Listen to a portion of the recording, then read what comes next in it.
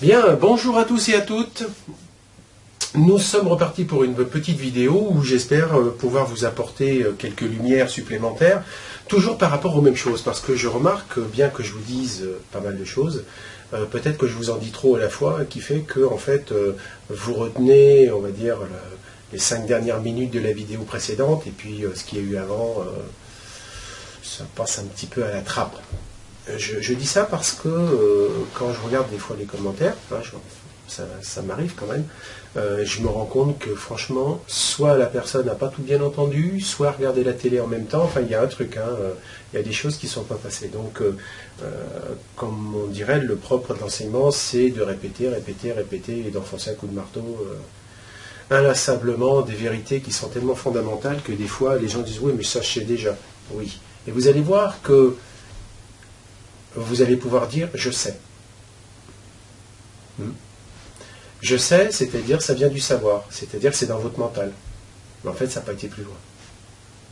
Donc en fait, vous ne savez pas véritablement, intérieurement. C'est-à-dire vous n'avez pas, d'une certaine manière, trituré cette information suffisamment pour qu'elle devienne la vôtre, pour qu'elle soit partie intégrante de ce que vous êtes. Et donc, c'est une différence fondamentale entre ceux qui, on va dire, avancent sur le chemin, élèvent leur vibration, parce que, et puis ceux qui disent, oui, je lis les mêmes choses, je fais les mêmes choses, je comprends les mêmes choses, mais pourtant, lui, il avance, ou elle avance plus vite que moi et je ne comprends pas. La différence est tout simplement que beaucoup d'entre vous lisez avec un mental en surface et ne laisse pas, comme dit l'autre, reposer un peu le gâteau pour qu'il regonfle mieux après, quoi. C'est-à-dire, il faut toujours revenir sur l'information qui vous est donnée pour avoir des angles différents. Car à un moment donné, quand vous accédez à une information, c'est par rapport à une vibration que vous avez. Et donc, peut-être que la vibration que vous avez au moment que vous visionnez la vidéo ou que vous lisez l'article n'est pas forcément en accord total. Donc, vous en captez un bout. On est d'accord. Et puis, ensuite, avec le temps, vous allez voir que cette information, si vous la ramenez suffisamment régulièrement à l'esprit, eh bien, elle va s'intégrer. Donc, vous allez, à fur et à mesure, on va dire, la comprendre, c'est-à-dire la prendre avec vous. Ça va devenir une connaissance, puisque c'est une naissance que vous faites avec l'information. Et donc, quand on se dit se rappeler, parce que nous ne faisons que cela, nous savons déjà tout, sauf que c'est inconscient, et que nous vivons qu'à la surface des choses, en mode, on va dire, automatique. Et donc, l'objectif, c'est de comprendre que plus vous allez revenir sur une information, plus vous allez la triturer sous des angles différents, et plus vous allez pouvoir l'intégrer et faire qu'elle devienne vôtre. À un point qu'arrivé un moment, eh bien, vous ne penserez absolument plus cette information, parce que vous serez câblé.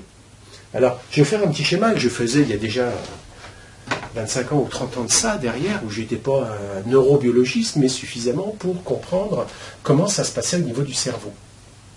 Vous savez que le cerveau, c'est des cellules, normalement, qu'on appelle des neurones, et un neurone, ça a une forme, on va dire, en forme d'étoile quelque part, puisqu'il y a des synapses qui partent dans différents coins, on va dire. Donc ici, vous avez une cellule qui est en fait comme un concentrateur d'informations. Donc, elle a des tentacules, on va dire, dans toutes les directions possibles, où elle va essayer de connecter les choses. Donc, je vous avais parlé à une époque de ce que j'appelais le numérique. Le numérique, c'est une information qui vous rentre par le mental, et il y a un débit, comme ma parole. C'est-à-dire que je ne peux pas dire la fin de la phrase avant le début. Donc, vous êtes obligé d'attendre la fin de la phrase pour comprendre la phrase. D'accord? L'analogique, c'est que tout se passe en même temps. C'est comme la musique où vous rajoutez des notes. Vous pouvez suivre toute la symphonie, des notes peuvent se rajouter, elles sont dedans, elles sont dedans, et vous n'avez pas à dire, attends, il faut que j'attende que le violon est fini pour comprendre ce que va faire, je ne sais pas moi, le tambour. Vous voyez, vous n'avez pas besoin de ça. Donc notre cerveau fonctionne en analogique. Mais notre mental, lui, fonctionne en numérique. Et vous allez voir la différence. Donc l'analogique, c'est clair que quand un signal arrive dans un neurone, il est transmis pratiquement partout à la fois. C'est de l'analogique, c'est tout de suite, ça y est, c'est pris en compte. Mais votre conscience, elle, va le faire en numérique, c'est-à-dire les choses les unes après les autres. Voilà pourquoi, quand vous êtes dans le mental, vous savez, rappelez-vous le moteur de l'humain, quand vous êtes dans le mental, vous êtes dans du numérique. Alors les gens disent, ouais, mais moi je suis intelligent. Puis l'autre, il est moins intelligent. C'est simplement une vitesse, une cadence, c'est tout.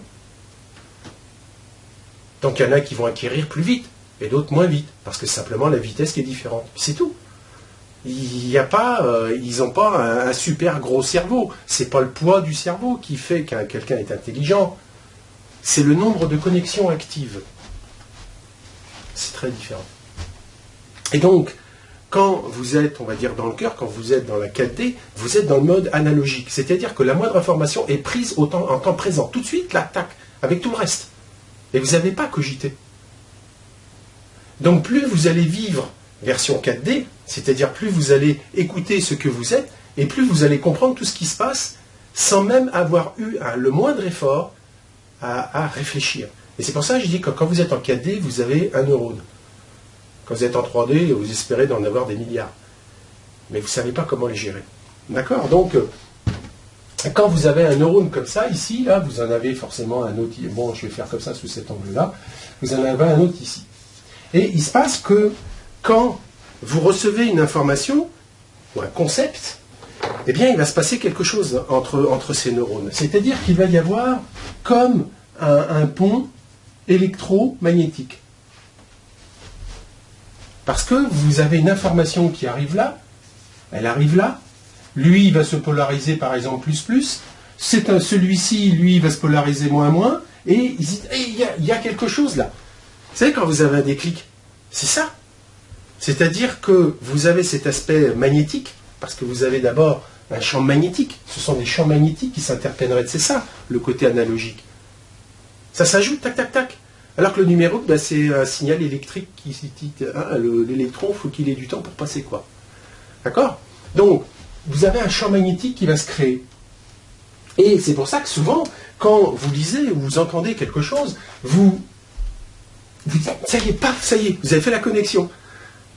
Un déclic, et d'un seul coup, c'est un bouquin qui s'ouvre. Vous le savez parce que vous sentez quelque chose en vous qui vous fait ça. Ça veut dire qu'il y a eu une information qui a réussi à passer de là à là. On s'en fout dans quel sens, on s'en balance. Mais il y a eu un pont. Mais c'est un pont magnétique. Le problème du magnétique, c'est dès que vous allez dormir, ça va tout effacer. Donc, matin, vous relevez, vous savez même plus ce que vous avez lu la veille, et c'est quoi qui a fabriqué le déclic, et vous dites, mais quel déclic? Comprenez la musique? Donc quand on est dans sa version, on va dire, cœur analogique, vous êtes dans un système magnétique, où le magnétisme, où tout va s'influencer les unes les unes les autres. Et donc vous verrez à un moment donné que vous pourrez sentir des concepts au niveau de votre tête et ça va bouger.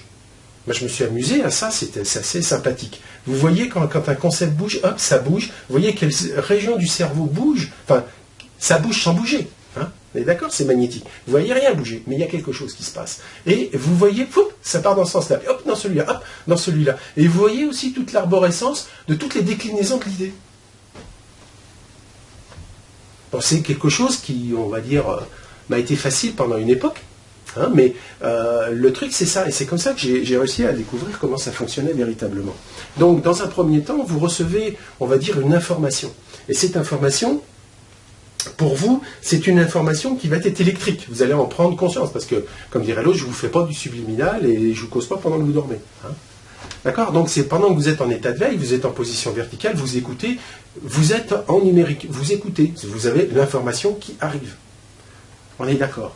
Mais il va se passer pas des courts-circuits, mais il va se passer effectivement des choses. Et donc, la nature, si cette information est importante, et jugée importante parce qu'on va dire elle est intense, elle a une grosse épaisseur, eh bien ce qui va se passer, c'est que cette information va persister. Ce champ électromagnétique va persister. Et que va faire votre corps? Eh bien, il va amener des molécules qui vont en fait fabriquer le futur synapse. C'est-à-dire qu'au départ, vous n'avez pas comment dire, un câblage physique. C'est juste un câblage magnétique, un câblage vibratoire. Donc si j'efface ça, au départ, vous avez une information, mais elle n'est pas dans la matière. Et parce que cette polarisation va rester, puisque vous restez concentré dessus, ou vous vous rappelez, tiens, ça c'est pas con, ou vous relisez l'information.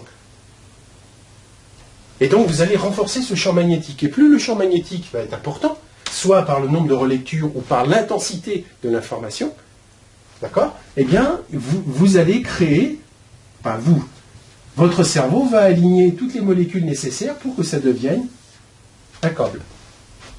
Et quand c'est un câble, c'est intégré. Donc quand vous êtes, par exemple, quand vous avez appris à conduire une voiture, dans les débuts, vous aviez un peu les jetons parce qu'il fallait se rappeler tous les trucs, regarder dans le rétroviseur, machin, truc, clac, clac, clac.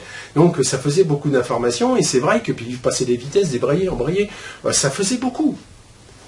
Donc, un peu les chocottes.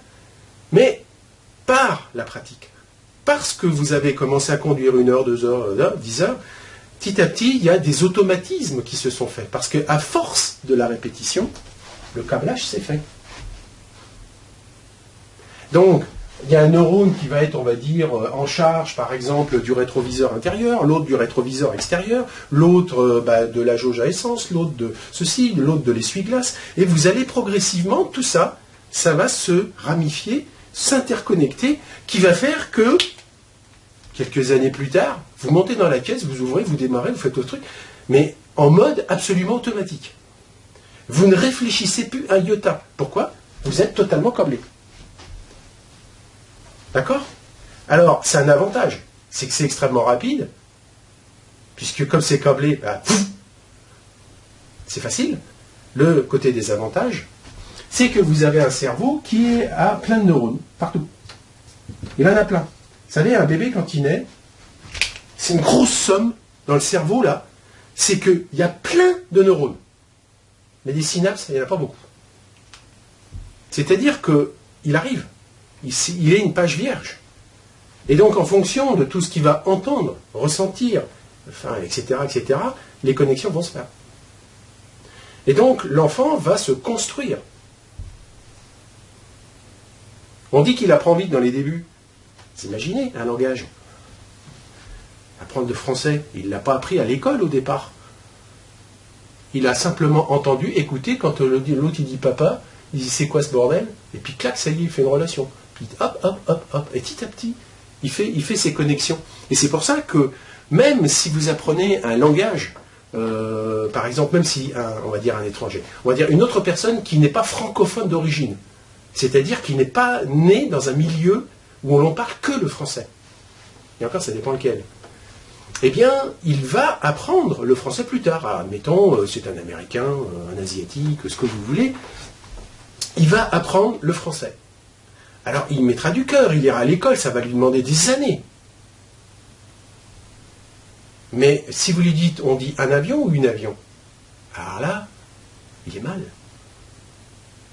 Parce qu'en fait, il va falloir qu'il se mette dans une case mémoire, avion égale masculin, mais pas féminin. Et donc, comme il ne peut pas mettre tous les mots en mémoire, parce qu'il y en a quand même un paquet, d'accord? Le truc, c'est que vous pouvez coincer n'importe quelle personne non francophone d'origine, rien qu'avec l'histoire du masculin et du féminin en français. Il peut être super intelligent, avoir un QI de 200 et tout ce que vous voulez. Il va se planter tôt ou tard. Alors que celui qui est lignard de service, qui n'a même pas, on va dire, son BEPC, enfin, qui ne sait même, à la rigueur, même pas écrire, eh bien, il ne fera pas la faute. Pourquoi? Parce que tout simplement, on va dire, dans l'arborescence qui est fabriquée dans le cerveau, eh bien, au départ, les règles fondamentales ont été prises par l'enfant. C'est câblé très profond. Alors, nos copains de l'invisible, ils appellent ça les cartes perforées. Elles sont déjà là. Tac, tac, tac, tac. C'est simple. Et puis, forcément, au fil du temps, ça se multiplie, ça se multiplie, ça se multiplie, ça se multiplie. Donc, un enfant, comme dirait l'autre, il va démultiplier toutes les connexions au niveau du cerveau. Donc au départ, quand il naît, il a un cerveau, mais les connexions, il n'y en a pas beaucoup. Et donc en fonction du milieu dans lequel il tombe, il va littéralement fabriquer son arborescence. Voilà pourquoi il se sent identifié à la culture dans laquelle il est. Il vibre cette culture, parce que ça revient quasiment à sa quasi-naissance en tant qu'arbre. de connaissances, on va dire. Ok? Donc, vous comprenez la musique. Donc, un Français, même si il est complètement, on va dire, ignare, il n'a pas fait d'école, rien du tout, il y a des choses qu'il ne pourra pas faire des erreurs. Parce que c'est câblé de base bien profond. Et c'est vrai qu'en tant que Français francophone, on va dire, d'origine, c'est-à-dire la seule langue que vous avez entendue, quand vous avez construit, eh bien, fait que le masculin-féminin, vous y pensez même pas, ça sort tout seul, et c'est quoi le problème? Vous ne voyez absolument aucun problème. Par contre, pour l'étranger, il va falloir qu'il se lève de bonne heure. Vous comprenez le truc? Donc, avantage, c'est que pendant que vous êtes en croissance, automatiquement, votre art va se développer. Donc, l'enfant, plus il est curieux, plus il va développer. Et donc, plus il va faire de connexions, et plus, on va dire, son cerveau, enfin, les neurones existants, ne vont pas se détruire. Pourquoi? Parce que le corps n'aime pas ce qui est en rab et qui ne sert à rien. Donc, au départ, admettons, je dis des chiffres, vous avez 1 milliard de neurones, mais vous avez 0 connexion synaptique. Donc, le bout de chou, plus il va être curieux, il va absorber, plus il va faire les liens. Donc il commence à créer son arbre dans cette espèce de cube, entre guillemets, où il n'y a pas de relation. Et ce qui se passe, c'est que tant qu'il est en phase enfant, c'est-à-dire dans cette phase d'innocence, où il regarde ce qui est, il fait avec. Alors il comprend les règles qu'il comprend. Parce qu'il y a des fois, quand même, il dit... maman a dit je t'aime à papa et papa lui fout des baffes régulièrement ou la castagne. Bon, il fait des liens. Hein. Et forcément, plus tard, quand il sera à la taille des trucs, il dira mais c'est normal d'aller boffer sa femme. Il est né dans ce milieu. Il a vu ça. Ça lui semble mais parfaitement normal. C'est quoi le problème? Comprenez? Donc on peut dire que d'une certaine manière, plus un individu va vivre et plus en fait il va vieillir, plus il va vouloir revenir à la tradition. Pourquoi? Parce qu'il est pris dans le problème de l'autoroute, ce que j'appelle. C'est-à-dire que plus il va grandir, plus c'est facile de prendre ce qui est déjà câblé. Parce que entre une autoroute ici câblée, parce qu'avant ça c'était un petit chemin, on va dire, dans la neige, des petits pas. Puis à force de l'utiliser, comme dirait l'autre, hein, c'est comme l'électricité, si vous utilisez souvent la ligne, il va faire augmenter l'ampérage, hein, il va faire mettre des fusibles de plus en plus gros. Donc le petit fil de rien du tout, à la fin il devient un câble costaud, quoi. C'est normal, c'est un peu comme les branches. Moi je me suis amusé à ça quand j'étais gamin. C'est sur la cabane du jardin, il y avait un truc qui poussait, puis vous savez, c'est du lierre, je pense. Et puis je voyais une grosse branche, puis j'ai dit tiens, celle-là, je vais faire un truc. J'ai mis un fil de fer, puis je serre. Pas serré fort pour le couper, non, j'ai laissé. Et au fil du temps, vous voyez que ça boudine comme ça, c'est-à-dire que vous avez l'arbre qui fait ça, et puis vous avez toujours, ça boudine comme ça, mais ici ça l'étrangle. Et vous regardez bien qu'en fait, il ne pourra pas passer plus d'informations que ces circonférences qu'il a. D'accord? Alors que d'autres branches à côté qui étaient toutes petites sont devenues des monstres. Parce que forcément, ça a passé là où ça pouvait, quoi. Ok? C'est ce qui se passe, on va dire, d'une certaine manière, au niveau de notre neurone. Quand nous avons un blocage, c'est ça ce qui se passe. Ça serre une branche et voilà, quoi. Donc, il y en a d'autres qui se développent à côté. C'est la vie. D'accord?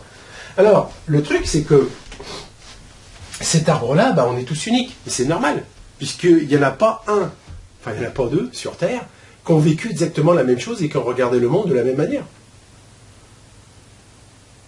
C'est pour ça que vous aurez toujours raison avec vous-même. Eh oui, on ne peut pas faire autrement. Donc, vous avez les autoroutes. Et donc, le truc, c'est que on parle souvent, vous savez, de QI, le quotient intellectuel, qui est ni plus ni moins quoi, c'est la comparaison entre un âge, un âge mental par rapport à un âge physique. Si on dit que vous avez un QI de 150, ça veut dire quoi? Ça veut dire que vous êtes en avance mentalement par rapport à votre âge physique. C'est-à-dire que si, je prends un exemple, si vous avez 10 ans d'âge physique, ça veut dire que vous avez 15 ans d'âge mental. C'est ça un QI. Bon, vachement bien. Mais ce que vous avez peut-être remarqué, c'est que des enfants qui sont très brillants, quand ils sont petits, deviennent cons comme des balais à 20 ans, et puis à 30 et à 40, on se demande s'ils sont capables d'aligner deux choses. Et ceci va dépendre d'une seule aptitude, la capacité à continuer à faire des connexions. Parce que ici, la facilité, c'est vrai que le courant, il va passer plus facilement dans un truc câblé que s'il faut recréer un pont. C'est fatigant de faire des ponts. Donc, on va s'enterrer dans des habitudes. C'est facile, c'est toujours comme ça. Et à force de toujours faire comme ça, eh bien, avec l'âge, vous allez avoir certaines, on va dire, maladies. C'est-à-dire que votre cerveau, petit à petit, il va commencer à supprimer toutes les connexions que vous n'utilisez plus, ou de moins en moins. Parce que lui, il n'est pas con. Il est comme la nature. Regardez, un chemin qui est plus utilisé. Petit à petit, la nature reprend ses bornes. Puis à la fin, il n'y a plus de chemin. C'est ce qui va se passer. Et donc, la différence, on va dire, entre un jeune et un vieux, c'est qu'un jeune, c'est la jungle partout. Enfin, il va dire, c'est la jungle partout, et ça essaye de faire des connexions partout où ça peut. Alors que le vieux, vous avez les sentiers, puis entre eux, bah, c'est la brousse, mais on n'y va plus. Hein. C'est les ronces, quoi. On n'y va plus. On ne peut plus y aller. Pourquoi? Parce qu'on est tellement habitué. On est coincé dans des programmes automatiques basés sur des relations bien précises. Donc, ce faisant, automatiquement, eh bien, vous allez avoir des neurones qui vont quasiment dépérir parce qu'ils ne sont plus en connexion. Alors, synapse par synapse, et bien à la fin, le pauvre neurone, salut, hein. Ça sert à rien. Tu t'en sers pas. Comprenez le truc? C'est comme ça que se fait le processus de vieillesse au niveau du cerveau d'un individu. Et donc, plus il vieillit, plus ces cartes perforées, entre guillemets, vont prendre, ces cartes perforées d'origine vont prendre le dessus. Puisque, comme dirait l'autre, toutes les feuilles ici sont en train de crever les unes après les autres, petite branche par petite branche, ça s'en va. Alors forcément, on va rester les branches les plus grosses. Donc, en termes d'évolution, c'est important de le comprendre, c'est que quand vous avez affaire à un gamin de 5 ans, boum, tout est ouvert et ça peut se construire, vous pouvez le façonner comme vous voulez. À 10, ça devient plus difficile. À 15, il commence à se rebeller. À 20, bon, il peut réfléchir. Par contre, à 30, il a déjà fait son système. À 40, il vit déjà dessus depuis un certain temps. À 50, bah, il compte que sur ce truc-là. Hein. D'accord? Puis après, bah, ça va aller au cimetière à la vitesse que ça va aller, quoi. Hein. Comprenez la musique?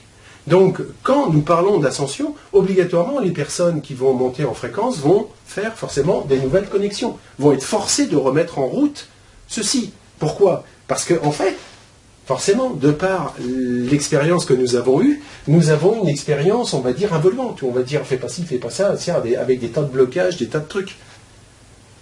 Donc, forcément, ça va nous demander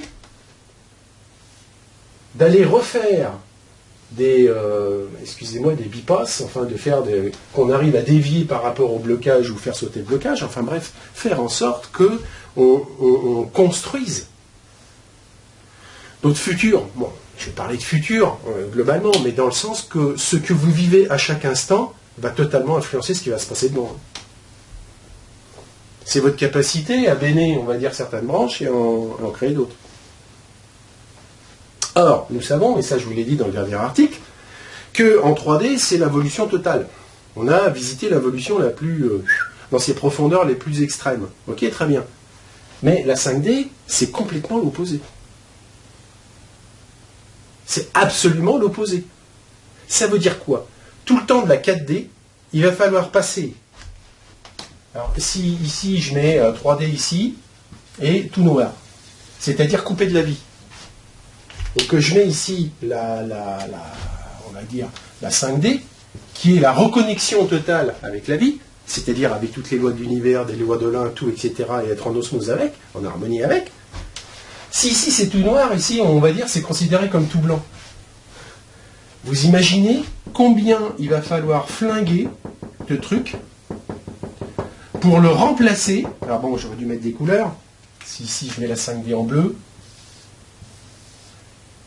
pour le remplacer par quelque chose qui va prendre sa place. Ça s'appelle la période 4D. Donc quand on dit le nouveau monde, le nouveau paradigme, ça veut vraiment dire quelque chose. On change les références. Ça veut dire qu'on change la structure de l'arbre. Il y a des branches, il va falloir les scier. Puis il y en a d'autres qui va falloir qu'ils repartent. Vous savez, on appelle ça une greffe. Ah oui. Donc, comprenez que ici, quand nous ne vivons qu'à travers que des autoroutes mentales, le QI, vous êtes mal barré. Parce que, d'une certaine manière, vous allez dire, c'est une ânerie. Parce que si vous dites, voilà, j'ai 150 de QI, ça voudrait dire que quand vous aurez un siècle, ça veut dire que vous avez 150 ans de mentalité, machin truc.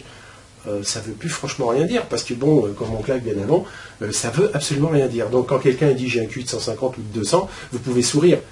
C'est peut-être valable pour un boutchou grand comme ça, mais dès qu'il est adulte, vous dites non. Il a une capacité de fréquence en tant que microprocesseur pour dire, voilà, oui, je peux calculer vite. Mais si il ne s'il ne pratique pas la cadence normale. Donc, des gens super intelligents qui étaient super forts deviennent des gens normaux, voire peuvent descendre largement en dessous. Donc, moi le premier, je me mets dans cette classe. Hein. Je sais qu'à une certaine époque, je pouvais apprendre et comprendre certaines choses. Mais alors maintenant, si on me mettait sous le nez, je dirais comment j'ai fait pour comprendre ce qu'il me raconte, le gars là. Hein, je pense par rapport à toutes mes études, entre guillemets, que j'ai pu faire, par exemple par rapport aux mathématiques. Tiens, alors là, déjà une règle de 3, il faut que je réfléchisse. Hein. Donc, autant à une époque, je pouvais avoir une calculatrice, vous savez, scientifique, avec des tas de choses, là. Maintenant, moi, la calculatrice plus-moins, ça me va. Il ne faut pas m'en demander plus. Hein. Donc, on se rend compte qu'il y a quand même des trucs qu'on était capable de faire à une époque qu'aujourd'hui, en fonction de l'âge, oula. Bien. Donc, on va le voir dans la suite de l'exposé. C'est une force, mais en même temps, c'est un double tranchant, ça peut être une faiblesse. Donc ce qu'il faut, c'est renforcer ça d'une certaine manière, faire que ça continue, mais surtout continuer à faire des connexions.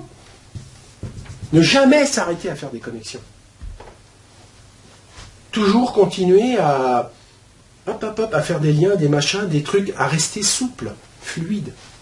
Parce que si vous ne restez pas dans cette fluidité de construction mentale, obligatoirement, vous allez devenir, on va dire, vous allez vous cristalliser au point de devenir, excusez-moi, mais j'ai pas le terme, mais des menhirs. Hein, c'est-à-dire que c'est comme ça, c'est pas autrement, et point barre, quoi. Donc, c'est là qu'il faut savoir faire une différence entre les gens têtus et les gens bornés. Il y a des différences. On met tout le monde dans le même panier, mais il y a des différences. C'est qu'il y en a, ils sont bornés parce qu'ils ne connaissent que ça et rien d'autre. Donc, alors, c'est pas la peine d'essayer de leur vendre autre chose, parce que de toute façon, c'est ça et pas autre chose. Alors que celui qui est têtu, il se dit, bon, ça c'est ça, mais je suis quand même ouvert et je vais pouvoir continuer. Alors, je suis têtu, certes, mais je sais que c'est par là qu'il faut que j'aille. Mais je ne suis pas borné. D'accord? Bien. Alors, je ne pensais pas vous raconter tout ça, mais bon, ça fait partie de la chose.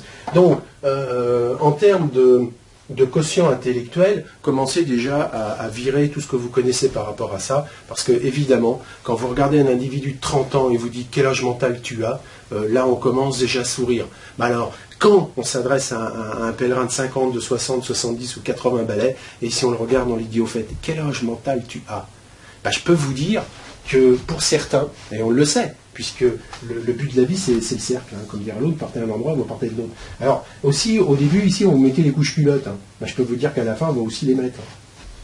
Que ici, vous étiez en progression pour apprendre, mais alors là, comme dirait l'autre, vous n'en avez pas plus dans le ciboulot que celui-là qui est là. Hein. C'est-à-dire qu'on sait qu'il y a une période maximale, et puis après, c'est la dégénérescence. Donc, grosso modo, je peux vous dire que si vous prenez un pèlerin ici, là, qui est, bon, on va dire, un légume, dans le sens que la science officielle va tout faire pour le faire vivre, biologiquement parlant, mais alors là-dedans, il n'y a plus rien, je peux vous dire que l'âge mental, il n'est pas gros. Hein. Donc, ici, vous mettez un âge mental, alors on va dire, mettons, 15 ans, mettez 15 ans, puis en dessous, vous mettez le dénominateur, vous dites, il a 80 balais. Hein. Alors, vous faites ça, je peux vous dire que le QI est bien bon. Hein. Donc, donc c'est pour ça que quand on parle de QI, prenez Béné. C'est des conneries, c'est de la daube. C'est de la daube. Hein. Donc je vous avais dit, moi je pourrais faire de n'importe qui un ingénieur. C'est-à-dire au lieu d'apprendre un truc en 5 ans, ben, il va l'apprendre en 15. Parce que c'est juste la fréquence. C'est du numérique. Alors vous dites, bon, bah, s'il faut tant d'oscillations pour arriver au but, eh ben, qu'on mette 5 ans ou 15 ans, c'est pas grave, tant qu'on a fait les oscillations. Donc, n'importe quel individu basique, moyen, voire même sous-doué, bah, vous pouvez en faire quelqu'un avec un diplôme d'ingénieur. C'est pas le problème. Sauf, c'est sûr que si vous devez l'entretenir pendant 15 ans sur le cul de l'école, enfin sur les bancs de l'école, au lieu de 5 ans, c'est sûr que ça coûte 3 fois plus cher. C'est tout, c'est ça la différence. Voilà. Alors après, il y a les grands pontes du marketing, hein, bien sûr. Quand je dis du marketing, ça s'appelle les consultants, vous savez, pour vendre aux entreprises, pour vendre aux chefs d'entreprise, pour leur dire, écoutez, nous on a développé des trucs pour que vous puissiez maîtriser beaucoup mieux les esclaves que vous payez comme vous pouvez. Hein. Alors on a parlé de quotient et émotionnel, parce que bien sûr, intellectuel, bon, on savait qu'il y avait des limites. Alors émotionnel, parce qu'ils vont se dire, oui, mais en fonction du quotient émotionnel et ceci. Alors bon. Alors, ils n'ont jamais osé parler du quotient physique. Parce que là, on a un problème. Pourquoi les chefs d'entreprise disent, dès que vous avez passé la cinquantaine, ils ne veulent plus vous embaucher? Parce qu'ils savent très bien que vous êtes tellement dégradé, vous allez vers une dégradation physique tellement importante, que ça va lui coûter des arrêts maladie, que ça va lui coûter des tas de saloperies. Alors ils se disent, oui, vous avez de l'expérience, oui, super, génial, mais rien qui me dit que vous allez pouvoir bosser tous les jours, bien sûr, tous les jours qui sont normaux à travailler. Puisque de toute façon, vous êtes déjà moitié rouillé. Alors ça, pudiquement, hein, on n'en parle jamais. Ah, ça, c'est interdit. On ne doit faire aucune ségrégation sur l'âge ou sur la santé physique de l'individu. Ça, c'est la loi. Comme le quotient émotionnel, d'ailleurs. Si vous êtes un chef d'entreprise, je vais vous dire que vous n'allez pas le dire. Parce que sinon, vous allez flinguer les prud'hommes, le bordel, vous allez avoir tous les trucs. Mais vous allez quand même le prendre en considération. Donc, si vous avez quelqu'un qui a 30 ans qui se pointe, puis qui a déjà là, parce qu'il fume, il clope, et puis vous sentez qu'il y a la fumette derrière et tout ça, vous dites, bon, ouais, il a 30 ans sur le papier, mais voilà. Bon, donc vous reconsidérez la chose quand même.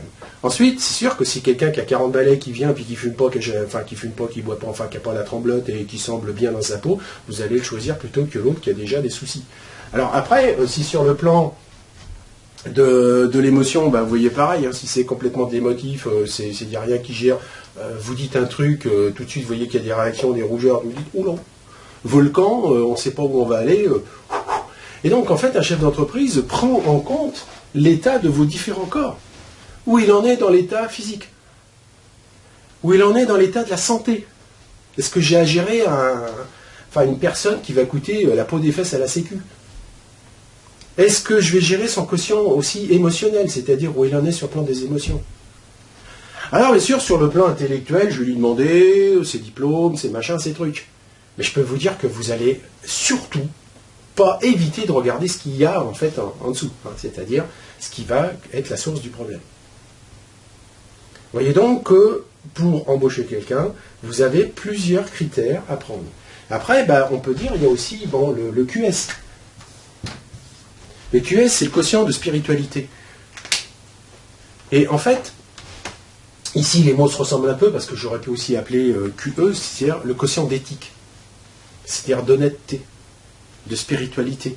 Parce que moi, j'ai embauché des gens de différentes religions, parce que justement, ils avaient ce parfum. Ils avaient ce parfum de gens intègres, de gens...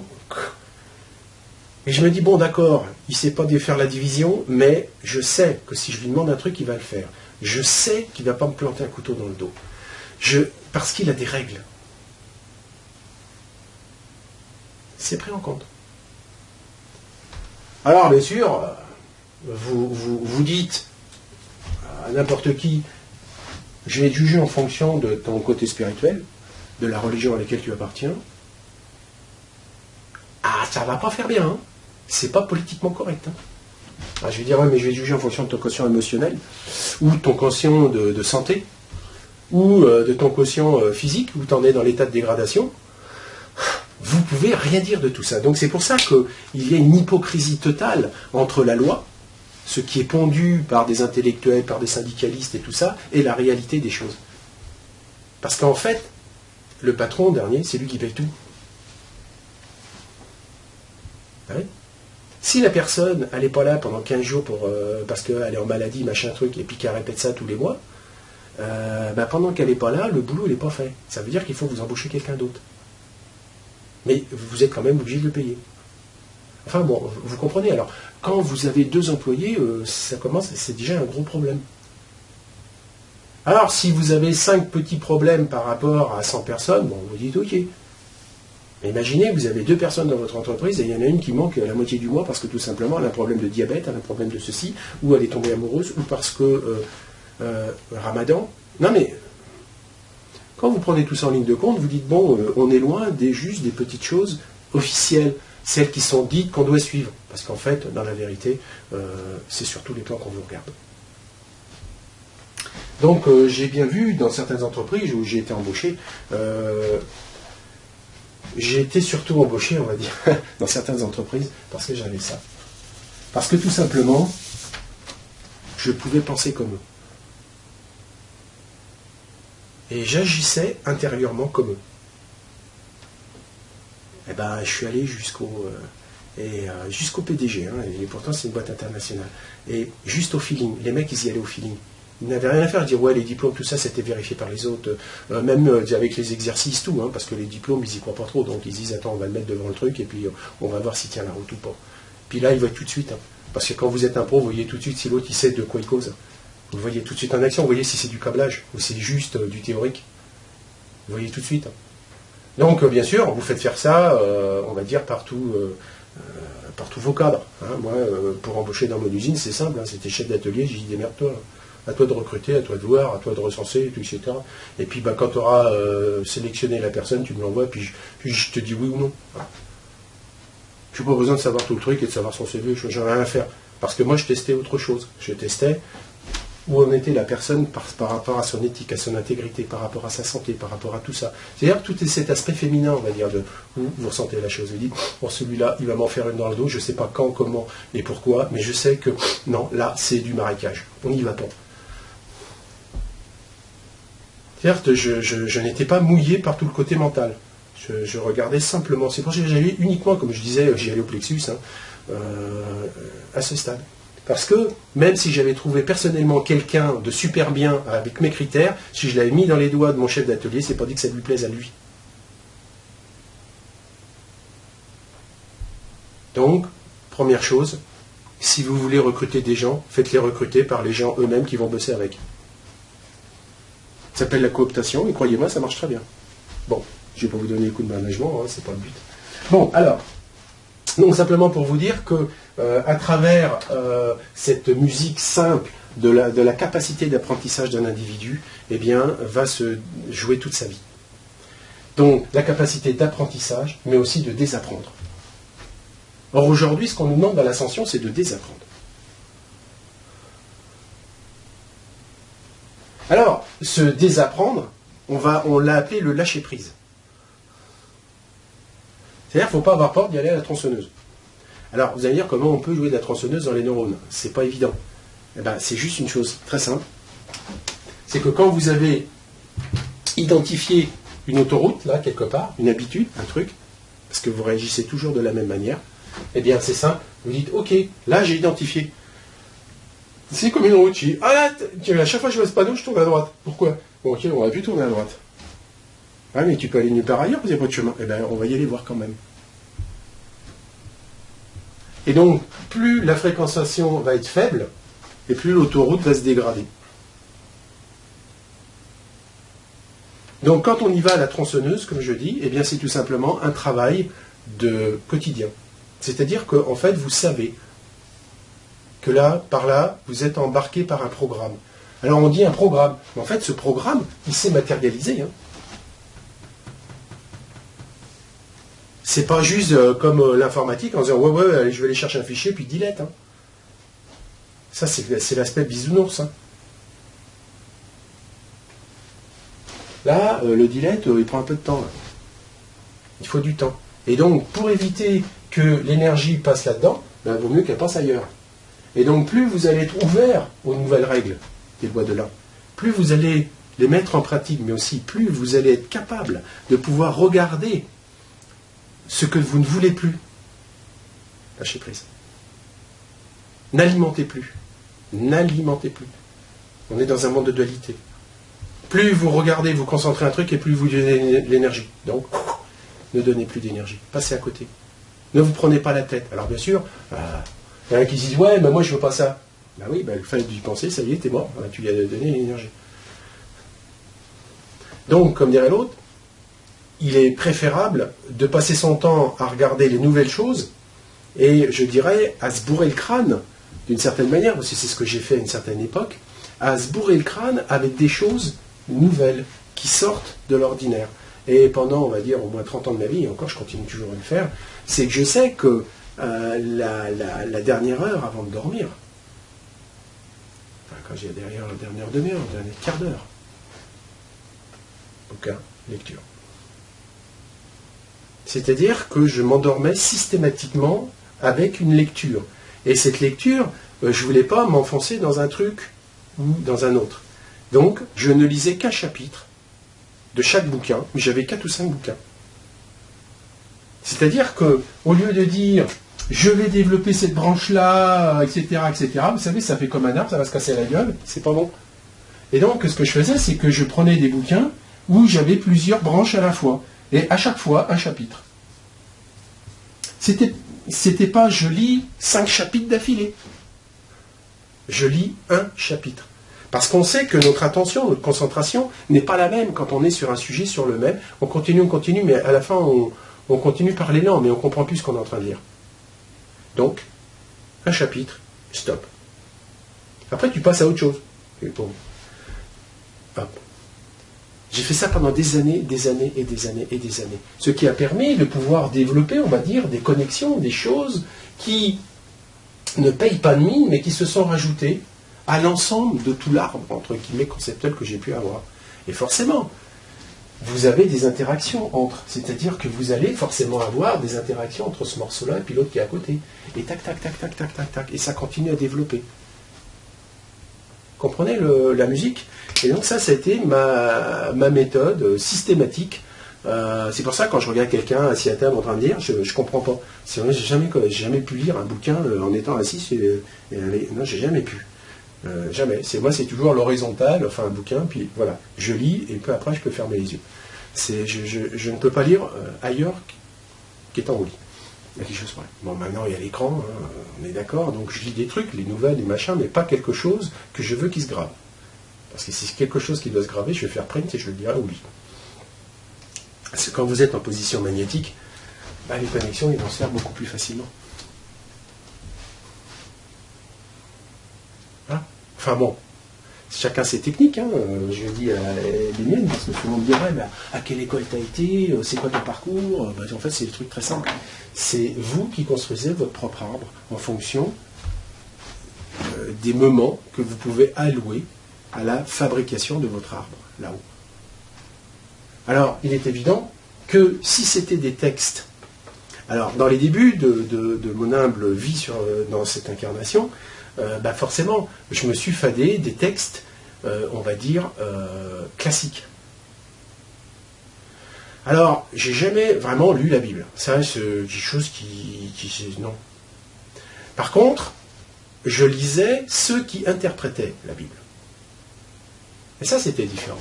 Il y avait un monsieur, un Américain, Emmett Fox, je vous le recommande, enfin bon, ça fait au moins 200 ans qu'il est déjà en poussière, mais ce que je veux dire, c'est que sa manière de voir et d'interpréter les choses était pas con du tout. Ça me faisait du bien, parce que ça allait au-delà du baratin classique donné par les curés ou les bonnes sœurs.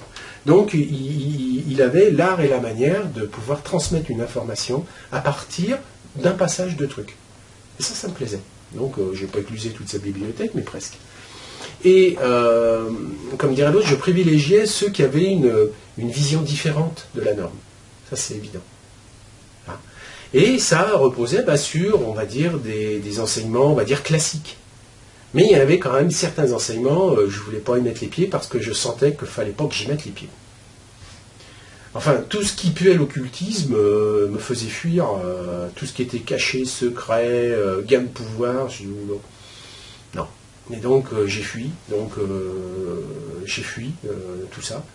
Mais néanmoins, vous pouvez quand même toucher la vérité sans aller voir ces enseignements. Parce que vous allez la trouver à travers d'autres interprétations de d'autres personnes. Et donc, j'y suis allé comme ça, et bien sûr, forcément, au départ,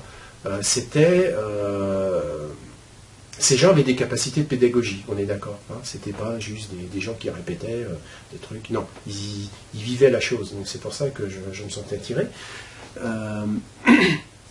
Mais ce qu'il y a, c'est que très rapidement, enfin, je veux dire, au fil du temps, je pouvais sentir dans le texte si c'était quelque chose qui était craché par un mental ou si c'était quelque chose vécu par l'individu, par l'écrivain. Et donc, systématiquement, je privilégiais celui qui était vécu. Pourquoi? Parce que ça résonnait mieux en moi.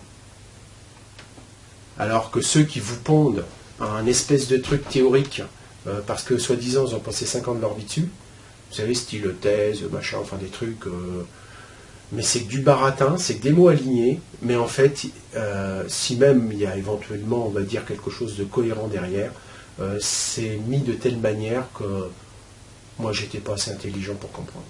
C'est clair.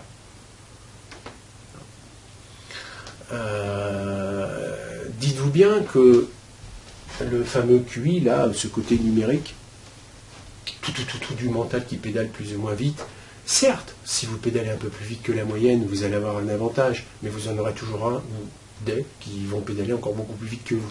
Alors de toute façon, vous ne pouvez pas aller contre ça. Alors, ok. Par contre, quand vous y allez au côté, je ressens les choses, je vibre sur la chose, là vous placez en termes de connaissance, vous ressentez les choses. Là, je peux vous dire que vous avancez méga vite.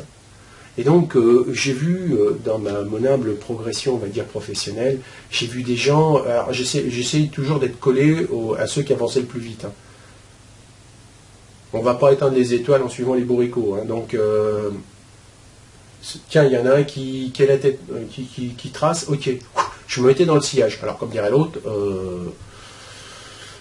je courais pas aussi vite et j'avais du mal à suivre, etc. Mais c'est pas grave. Vaut mieux être un mauvais parmi les bons qu'un bon parmi les mauvais. Donc, toujours la classe au-dessus, quitte à être le dernier de la cloche, rien à battre.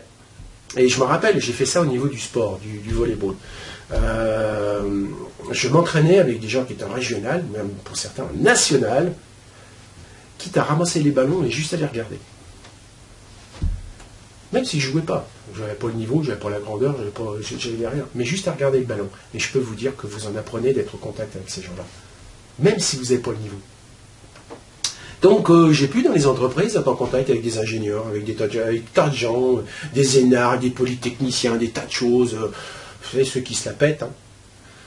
Ouais, c'est un simple, mais je pouvais dégager les éléments nécessaires. Mais c'était pas avec ma tête.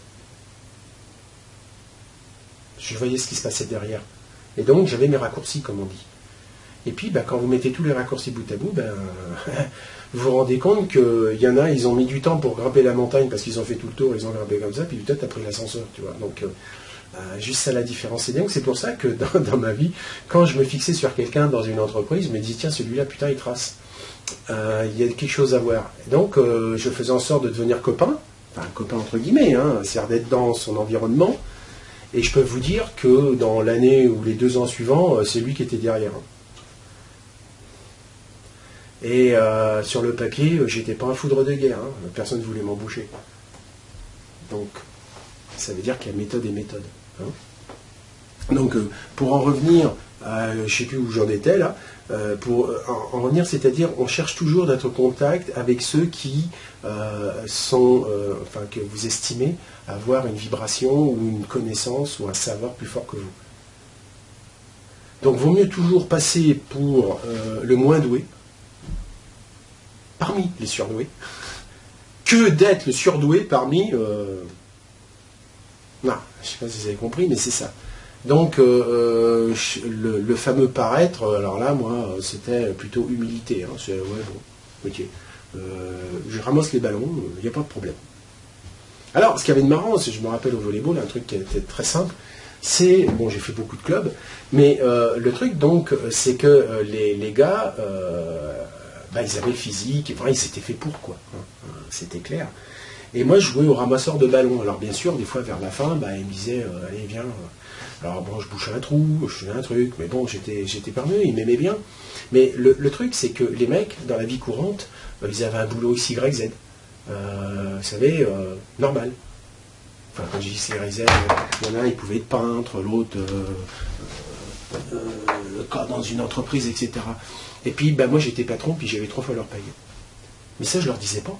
Je leur disais pas, ouais, vous savez, les mecs, vous êtes des nuls à chier parce que moi, j'ai tant de chiffres à mon salaire et vous avez même pas la moitié, voire le tiers. Je leur disais rien de tout ça. J'étais le ramasseur de ballons. Non. Donc, l'humilité, associée à la simplicité et surtout de ne pas vous mettre en avant en faisant croire que vous êtes plus fort qu'eux, pas du tout. Faut savoir se mettre... Voilà. Et cette humilité fait que les portes s'ouvrent. Parce qu'ils le ressentent qu'il y a quelque chose en vous. Ils ne savent pas quoi. Mais ils ressentent qu'il y a un truc. Vous êtes un mec sympa, vous êtes ouvert, vous souriez toujours, vous n'avez pas peur d'être abaissé. D'ailleurs, ils n'osent même pas vous rabaisser parce que vous êtes déjà bas. Donc, ils ne cherchent même pas, quoi. Parce que vous ne cherchez aucune compète avec eux. Et donc là, ils vous livrent leur véritable secret, leurs petits trucs, leurs machins, etc. Et je me rappelle, à une époque, j'avais un entraîneur, je ne sais plus, qui avait joué dans l'équipe roumaine pendant, je ne sais plus combien, 10 ans ou 15 ans, qui vient, il parlait un français absolument nul à chier, on ne comprenait absolument rien de ce qu'il racontait. Et moi, je jouais même pas en championnat, pour dire, je ne voulais pas. Et ils étaient montés en National 3. Et bien, ce gars, il appréciait jouer avec moi. On se comprenait. Et donc, vous savez qu'à un certain niveau, vous ne jouez pas 6-6, hein, c'est 2-2. Hein. Plein terrain, 2-2. Vous êtes 2 sur le terrain. Enfin, 2 de chaque côté, quoi. Vous pouvez frapper où vous voulez. Je jouais avec lui. J'étais sans partenaire. Pourquoi? Parce que je savais où il fallait que j'aille me placer. Je savais ce qu'il demandait. Je savais. C'est-à-dire qu'il y avait un lien télépathique entre nous deux. Les autres, ils ne comprenaient pas. Mais il appréciait jouer avec moi. Parce qu'il y avait un truc qu'il ne pouvait pas expliquer. Vous voyez? Et donc, quand on développe, on va dire, sa partie féminine, c'est-à-dire cette capacité de réception de l'information, eh bien, ça change tout dans votre vie. Absolument tout. Il n'y a pas besoin d'être un foudre de guerre cérébrale pour arriver à avancer. D'accord? Hein? Donc, imaginez que j'ai pas fait de seconde, ni de première, ni de terminale, et j'ai jamais passé de bac. J'ai jamais fait un cours de philo, j'ai jamais étudié les trucs grecs, ni les trucs allemands, j'ai jamais fait un cours de spiritualité ou de philosophie, j'ai jamais vu un prof de philo. Voilà ce que ça donne. Vous voyez, hein? C'est-à-dire que j'ai échappé au formatage. C'est formidable. Bon, je pense que ça a été voulu par ma petite voix, mais j'ai échappé au formatage, qui a fait que aujourd'hui, vous m'écoutez, vous direz, ah, ce gars-là, il sort un peu de l'ordinaire. Ben oui. Donc, ce qui peut paraître un inconvénient ne l'est pas forcément. Ce qui peut paraître, je peux vous dire, moi j'ai toujours préféré être le dernier de la classe parmi les surdoués que d'être le premier de la classe parmi les nuls. C'est juste une position d'ego, hein, comme vous avez pu le voir. Hein, d'accord? Alors, où j'en étais par rapport à tout ça, je ne sais plus. Donc le résultat, c'est qu'à la fin, eh bien, je ne pouvais lire que du texte canalisé. C'est-à-dire que des textes qui ne sortaient plus d'un cerveau humain. Parce que ça se voyait tout de suite, je le sentais. Parce que même mon petit arbre, là, non. Il y a une cohérence qui n'existe pas quelque part. Et donc, j'ai pu faire, si vous voulez, des stages à droite à gauche sur cette humble planète, hein, parce que je n'avais pas peur d'aller de l'autre côté de la planète pour faire un stage. Je peux vous dire que j'en ai pas trouvé un que je n'ai pas désossé. Ah, les grands pontes, hein, j'ai rencontré des grands pontes mondiaux. Tout le monde les regardait sur un piédestal, et moi je dis, monsieur, là, puis, du sable. Non, il ne m'aimait pas, je ne me suis pas fait aimer hein, quand j'allais dans les stages. Parce que dans les stages, je dis, moi je paye, là, c'est pour être moi. Pour avoir accès à une certaine information, une information de vérité. Et donc, si celui qui m'enseigne, il a une zone d'ombre là, qui cache et que personne ne voit, il n'y a pas de problème. Je vais lever le doigt. Et c'est vrai que ça arrive à un moment, vous arrivez à un moment où vous dites, bon, il n'y a plus personne qui peut m'enseigner, enfin, aucun humain qui peut m'enseigner, parce que l'humain qui m'enseigne, quelles que soient les branches qu'il a, il a un problème. C'est que généralement, ils ne sont pas suffisamment connectés à la vibration. Donc ils ne captent pas les choses. Enfin, ils ne captent pas. Ils ont un savoir comme ça, ils ont des encyclopédies. Hein. Mais alors, pour vous faire un résumé, alors là, il faut se lever de bonne heure. D'accord ? Bon, c'était une petite intro, parce que je ne pensais pas du tout vous parler de tout ça, mais n'empêche qu'on va quand même continuer la musique. Hop.